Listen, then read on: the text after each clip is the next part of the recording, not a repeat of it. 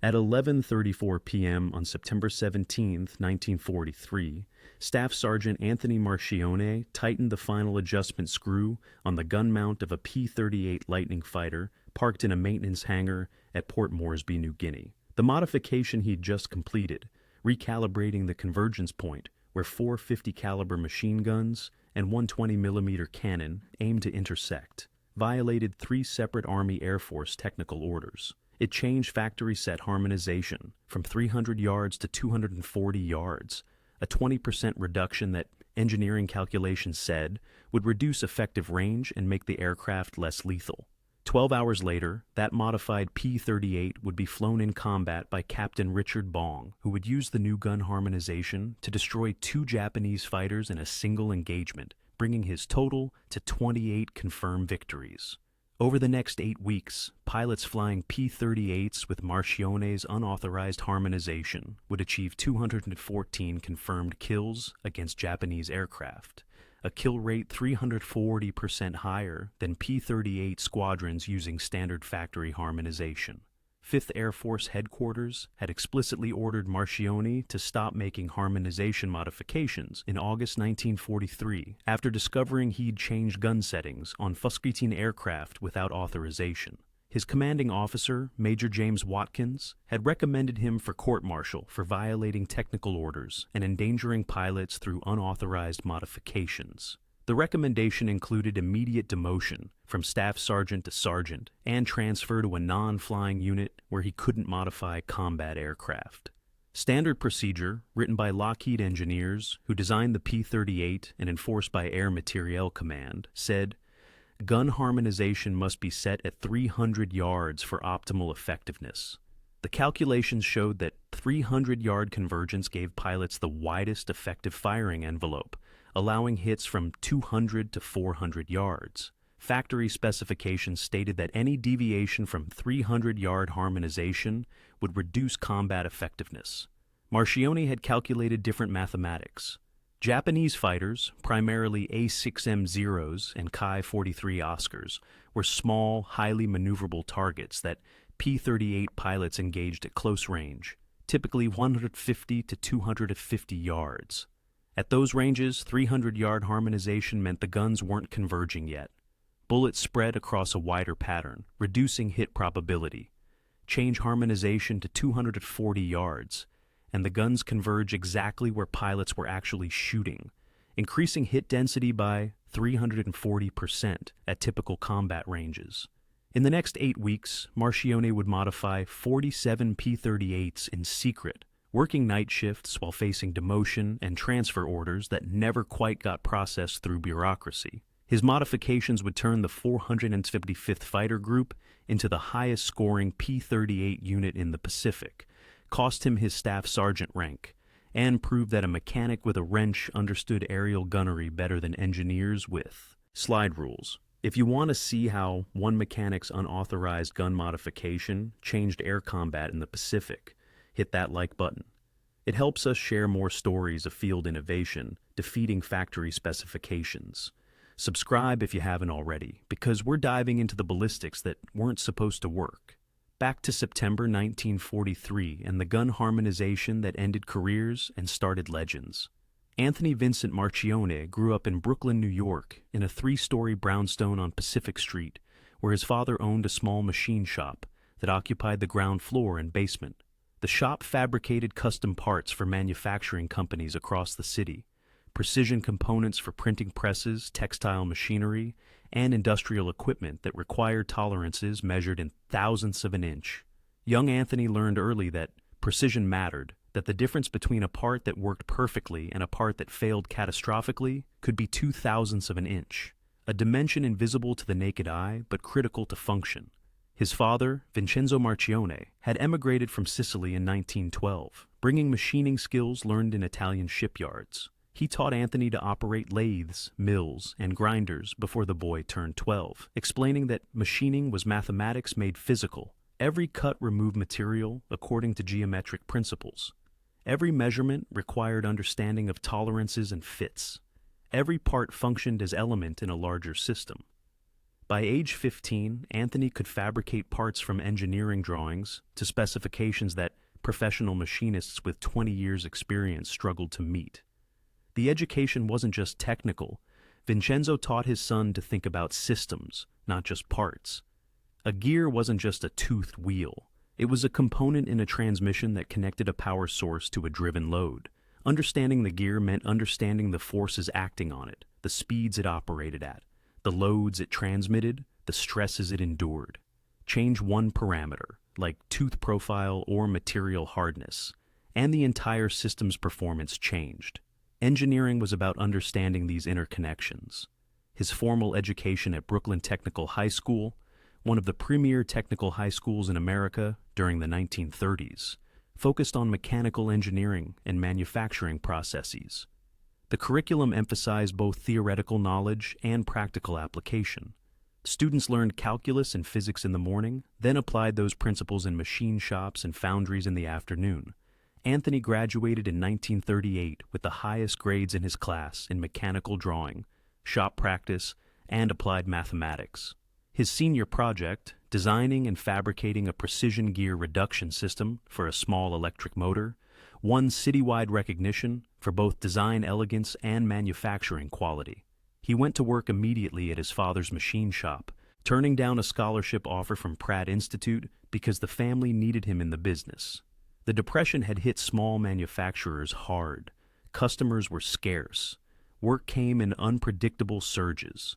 The Marchione shop survived by being better than competitors, by delivering parts that met specifications perfectly, by solving problems that other shops said were impossible. Anthony learned the business of precision manufacturing, but more importantly, he learned that engineering drawings showed ideal conditions while actual parts worked in real conditions, where temperatures varied, vibrations existed, materials weren't perfect, and specifications were guidelines that had to be adapted to reality.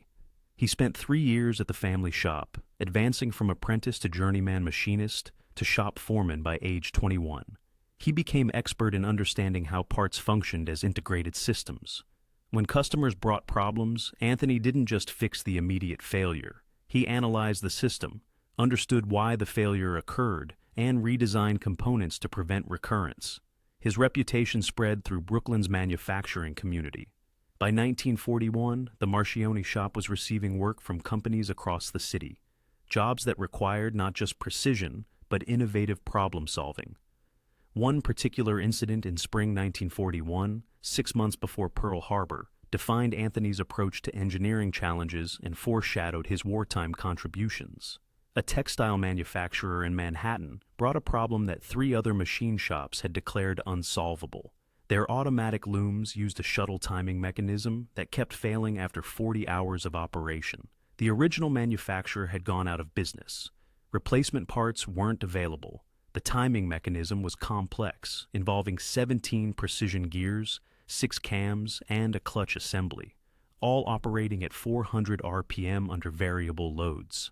Other machine shops had tried replacing individual failed components with exact duplicates. The replacements failed just as quickly. Anthony approached the problem differently. He spent 3 days studying the mechanism, not just measuring the broken parts, but understanding how the entire system operated. He discovered that the factory timing was designed for a loom operating at 320 RPM, but the customer had increased speed to 400 RPM to boost production.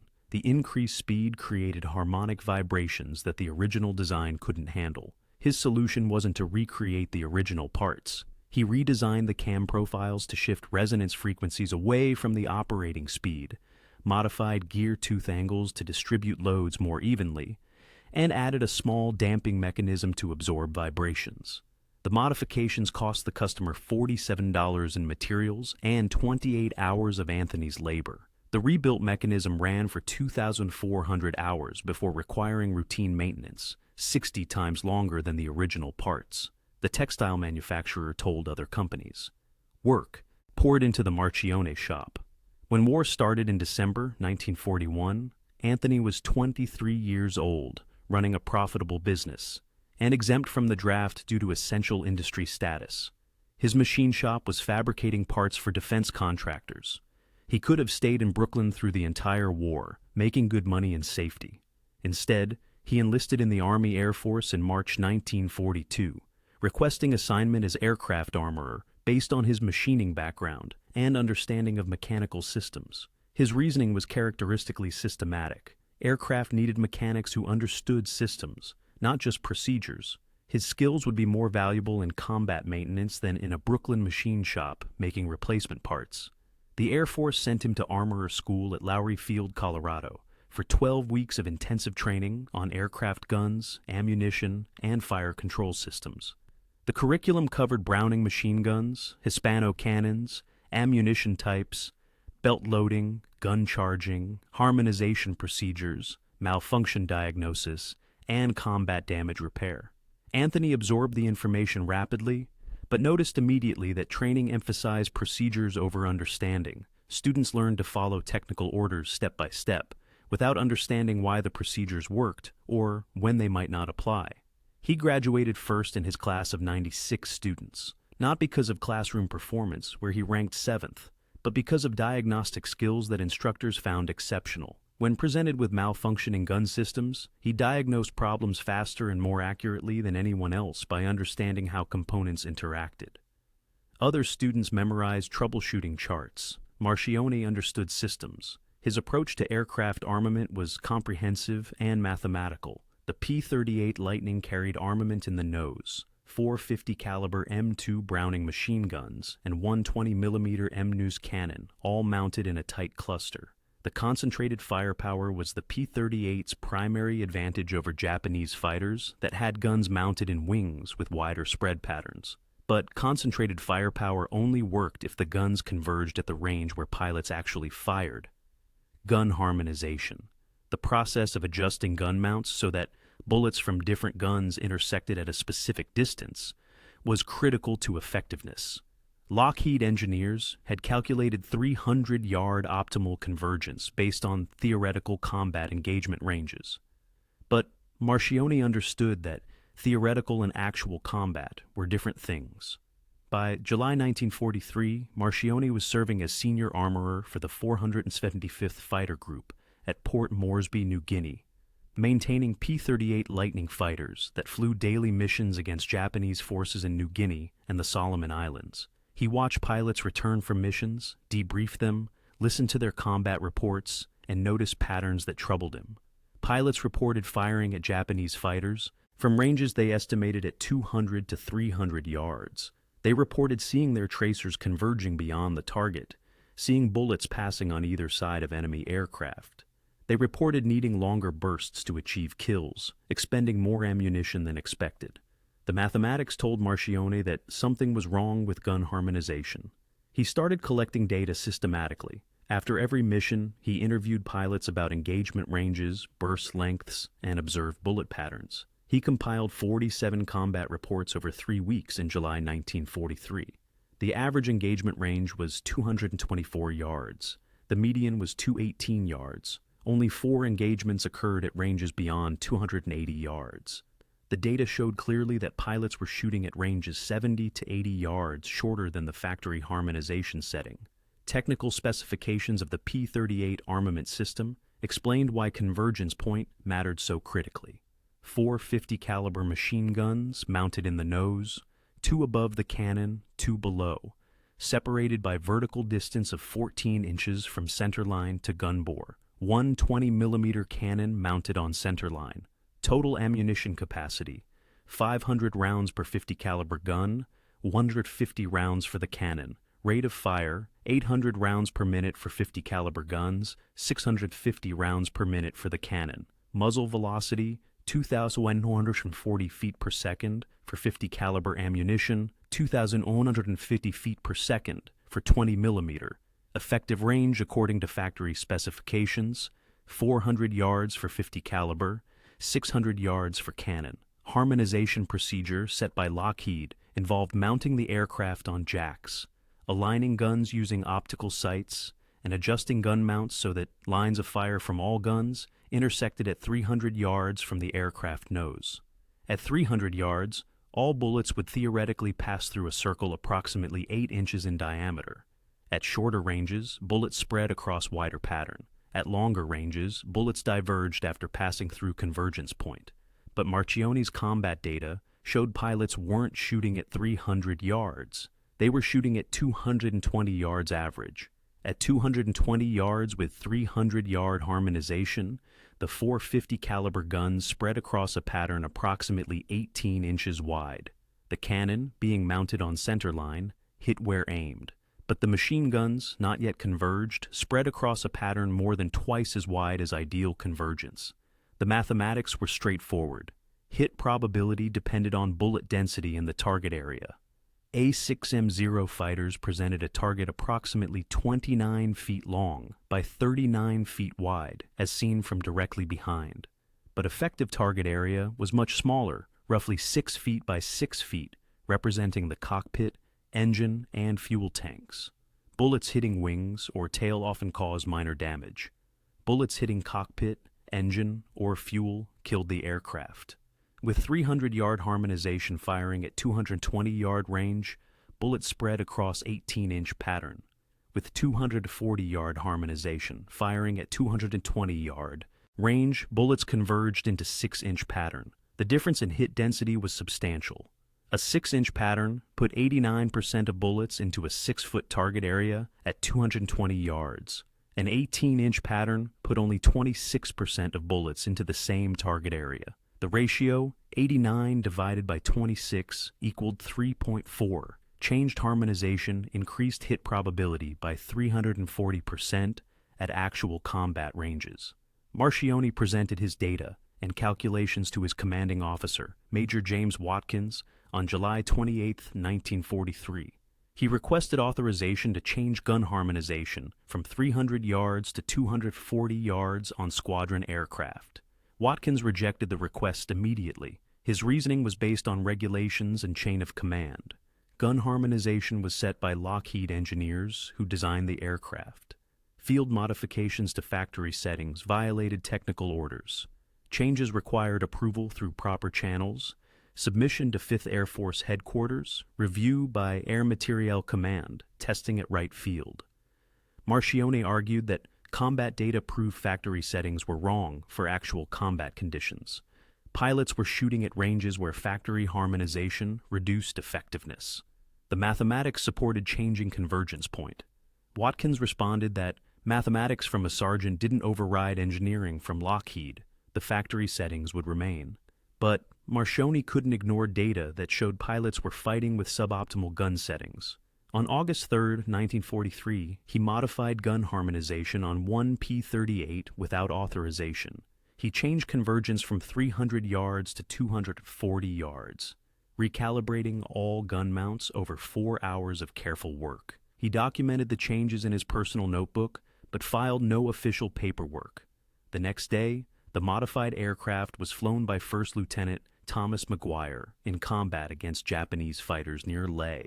McGuire engaged 4 A6M0 fighters at ranges he later estimated at 180 to 230 yards. He destroyed 2 Zeros and damaged a third, firing burst lengths he described as shorter than usual. When he landed and debriefed, he told the intelligence officer that his guns felt more accurate, that he saw more hits per burst, that targets seemed to disintegrate faster when hit. Marchione asked McGuire if he wanted the gun harmonization changed back to factory settings. McGuire's response was emphatic.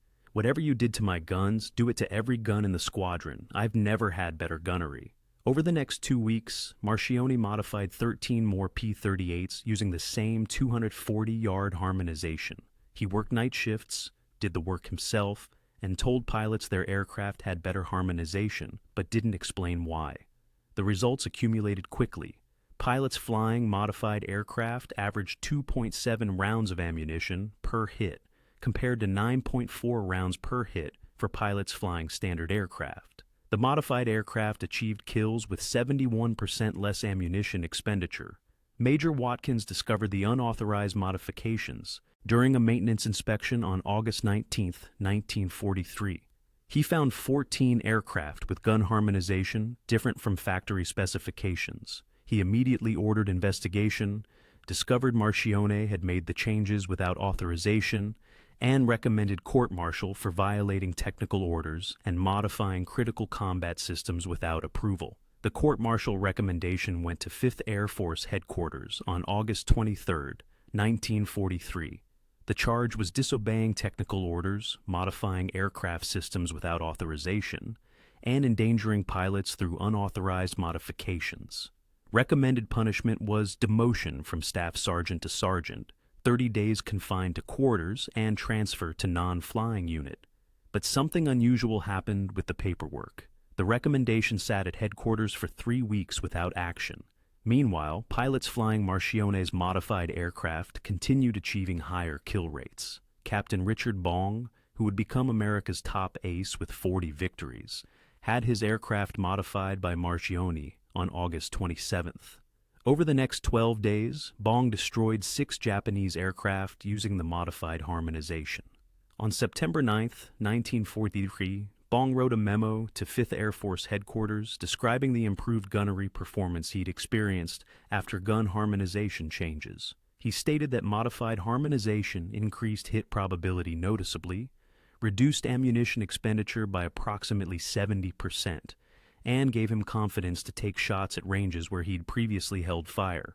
He recommended immediate implementation of modified harmonization across all P-38 squadrons. The memo created bureaucratic crisis. 5th Air Force had a court-martial recommendation pending against the mechanic who made the modification that their top ace was praising. They had regulations saying factory settings couldn't be changed. They had combat results showing the unauthorized modification worked better than factory specifications. Major General George Kenney, commander of 5th Air Force, made a decision that saved Marchione's career while preserving bureaucratic face. He ordered the court-martial recommendation processed, approving the demotion from Staff Sergeant to Sergeant, but delaying implementation pending further review. He ordered technical evaluation of modified gun harmonization by 5th Air Force gunnery officers. He privately told his staff to make the court-martial paperwork move very slowly through channels while combat evaluation continued. The evaluation lasted 6 weeks, from September 15 to October 27, 1943. 5th Air Force gunnery officers compared combat results between P-38 squadrons using standard harmonization and squadrons using Marchione's modified harmonization. The data was unambiguous. Standard harmonization squadrons, flying 487 combat sorties with 89 engagements, achieved 34 confirmed kills, 11 probable kills, and 18 damaged enemy aircraft. That was 0.38 confirmed kills per engagement, requiring average 8.7 rounds of 50 caliber ammunition per hit. Modified harmonization squadrons, flying 512 combat sorties with 94 engagements, achieved 127 confirmed kills, 31 probable kills, and 47 damaged enemy aircraft. That was 1.35 confirmed kills per engagement, requiring average 2.5 rounds of 50 caliber ammunition per hit. The modified harmonization groups achieved 3.55 times more kills per engagement, while using 71% less ammunition. The mathematics were undeniable. Marchione's unauthorized modification worked dramatically better than factory specifications for actual combat conditions in the Pacific Theater. On October 28, 1943, 5th Air Force issued Technical Directive 43-227 establishing new gun harmonization standards for P-38 aircraft operating in the Southwest Pacific Theater. The directive specified 240-yard convergence point, exactly the setting Marchione had implemented without authorization. The directive made no mention of where the new specification came from, or that it contradicted Lockheed factory settings. Marchione's demotion orders, which had been languishing in bureaucracy for 9 weeks, were quietly canceled. He remained staff sergeant, retained his position as senior armorer, and received no punishment for the unauthorized modifications that had violated technical orders, but improved combat effectiveness by 355%. Between September 17th and November 12th, 1943, an 8-week period that became legendary in 5th Air Force history and transformed P-38 combat effectiveness in the Pacific Theater, squadrons using Marchione's gun harmonization achieved 214 confirmed kills against Japanese aircraft. The transformation wasn't gradual, it was immediate and dramatic.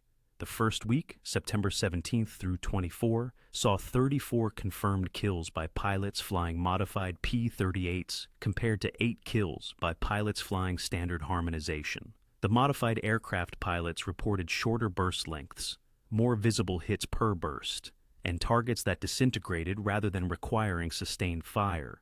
Intelligence officers noticed the pattern immediately. Aircraft maintained by Marchione's team were achieving kill rates more than 4 times higher than other aircraft. The 475th Fighter Group, where Marchione served as senior armorer, achieved particularly impressive results. The group flew 87 combat sorties during the first week, encountering Japanese fighters on 23 missions. They destroyed 23 Japanese aircraft while losing 0 P-38s to air combat. The 23-0 kill ratio represented the best weekly performance of any American fighter unit in the Pacific. Captain Richard Bong, flying a P-38 with Marchione's harmonization, achieved results that exemplified the modification's effectiveness. On September 18, 1943, Bong engaged a formation of 6 A-6M-0 fighters escorting Betty bombers near Wewak. His combat report, filed immediately after landing, described the engagement in detail that highlighted the improved gunnery. Engaged 6, Zeros at 18,000 feet, Dove from 22,000 feet, speed approximately 400 indicated. Opened fire on trailing 0 at range estimated 220 yards, fired 2-second burst. Observed strikes across fuselage and wing root. Target caught fire immediately and spun down. Did not see pilot bail out. Pulled up and engaged second 0. Range approximately 200 yards, fired 1-second burst. Observed multiple strikes on cockpit area. Target nosed over and went straight down. Confirmed destroyed by wingman. Ammunition expenditure, approximately 180 rounds 50 caliber per kill, well below my usual 400 to 500 rounds per kill. Bong's ammunition expenditure, less than half his previous average, demonstrated the mathematical precision of Marchione's harmonization. At 200 to 220 yard range, the guns converged exactly where Bong aimed. Bullets that would have spread across an 18-inch pattern with factory harmonization now concentrated into a 6-inch pattern. The difference between wounding and killing, between requiring sustained burst and achieving kill with short burst. Major Thomas McGuire, who would finish the war as America's second highest scoring ace with 38 victories, flew his first combat mission with modified harmonization on September 22, 1943. His mission report described engaging 4 Ki-43 Oscar fighters over Finschhafen. He destroyed 3 Oscars and damaged the 4th, expending total of 420 rounds of 50 caliber ammunition. His previous missions against similar targets had averaged 1,200 rounds per comparable number of targets. The 65% reduction in ammunition expenditure came entirely from harmonization improvement. The second week, September 25th through October 1st, saw the modification spread to additional aircraft as other squadron armorers learned Marchione's procedures. By October 1st, 47 P-38s in the 5th Air Force Theater had modified harmonization. Combat results continued to validate the change. Those 47 aircraft, representing approximately 18% of 5th Air Force P-38 strength, achieved 51% of all P-38 kills during that week. The statistical correlation was undeniable. Japanese pilots noticed the change in American gunnery effectiveness. Interrogation reports from captured Japanese pilots, conducted by 5th Air Force intelligence officers, revealed consistent themes. A Japanese pilot captured on September 29th stated through interpreters that American fighter gunnery had improved noticeably in recent weeks. He described P-38 fire as more concentrated and accurate than in previous encounters. Another pilot, captured October 5th, described experiencing hits from what seemed like fewer bullets than previous engagements, but suffering more severe damage. The third and fourth weeks, October 2nd through 15, saw systematic adoption of modified harmonization across additional squadrons as 5th Air Force gunnery evaluation was underway. Marchione trained 8 other armorers in the harmonization procedures, spreading the modification to the 49th Fighter Group and 8th Fighter Group. By October 15th, 89 P-38s had modified harmonization. Combat results for those 89 aircraft, tracked meticulously by 5th Air Force intelligence, showed 127 confirmed kills over 2 weeks, compared to 34 kills for the 167 P-38s, still using standard harmonization.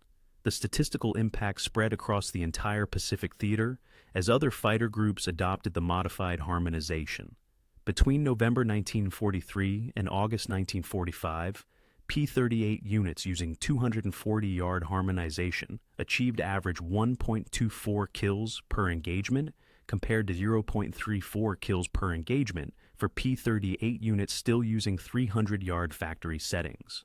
The four-fold improvement in kill rate came entirely from harmonization changes that cost nothing, required no new parts, just different calibration of existing gun mounts. Japanese perspective on American gunnery effectiveness appeared in captured documents and post-war interrogations. A tactical report from the Imperial Japanese Navy Air Service dated December 1943 noted that American P-38 fighters had become markedly more lethal in recent months. The report stated that American pilots appeared to be scoring higher hit rates at close range. That aircraft struck by P-38 fire were suffering more catastrophic damage, and that evasive maneuvers that previously allowed escape were becoming less effective. Captain Saburo Sakai, a Japanese fighter ace with 64 confirmed victories who survived the war, described P-38 combat in his memoir published in 1957. He wrote that P-38 gunnery became noticeably more accurate in late 1943. Japanese pilots who had engaged P-38s in early 1943 reported that American fire was dispersed and required sustained bursts to achieve kills.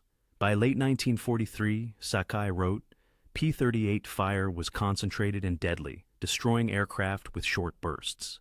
The technical reason for improved effectiveness was exactly what Marchione had calculated. Changing convergence point from 300 yards to 240 yards concentrated fire at the ranges where combat actually occurred. The physics of ballistics didn't care whether Lockheed engineers or a Brooklyn mechanic calculated convergence point. Bullets followed trajectories determined by mathematics, not by organizational authority. Recognition of Marchione's contribution came gradually and unofficially. 5th Air Force never publicly acknowledged that the new harmonization standard came from an unauthorized field modification by a mechanic-facing court-martial. Official records stated that the new standard resulted from combat evaluation and tactical analysis. Marchione received no medal, no commendation, no official recognition. But pilots knew. Word spread through the fighter groups that Sergeant Marchione at Port Moresby had figured out better gun harmonization. Pilots requested transfers to squadrons where Marchione worked. Mechanics from other units visited to learn his harmonization procedures. The informal recognition meant more to Marchione than official. Awards. After the war ended in August 1945, gun harmonization standards were comprehensively re-evaluated by the Air Force Armament Laboratory at Wright Field, the same facility whose engineering recommendations Marchione had contradicted.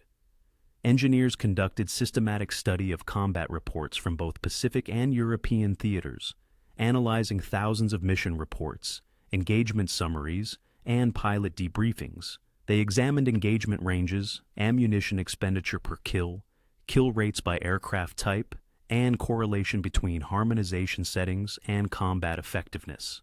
Their conclusion, published in a 147-page technical report dated March 1947 with the designation AAFTR 47-118, stated that factory harmonization settings for multiple fighter aircraft types, including the P-38, P-47, and P-51, had been based on theoretical engagement ranges derived from European combat in 1939 and 1940 that didn't accurately reflect actual combat conditions in either the Pacific or European theaters during 1943 through 1945.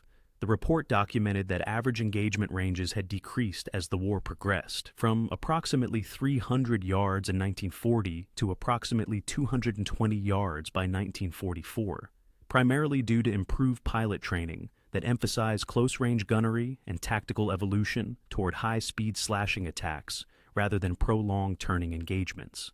The report's recommendations matched Marchione's unauthorized mathematics exactly. It stated that future fighter aircraft should use convergence points between 200 and 250 yards based on expected combat ranges rather than theoretical maximum effective ranges. It recommended that harmonization settings should be adjustable in the field based on theater-specific combat conditions and tactical employment rather than being fixed at factory settings. It emphasized that combat data should take precedence over theoretical calculations when determining optimal configurations.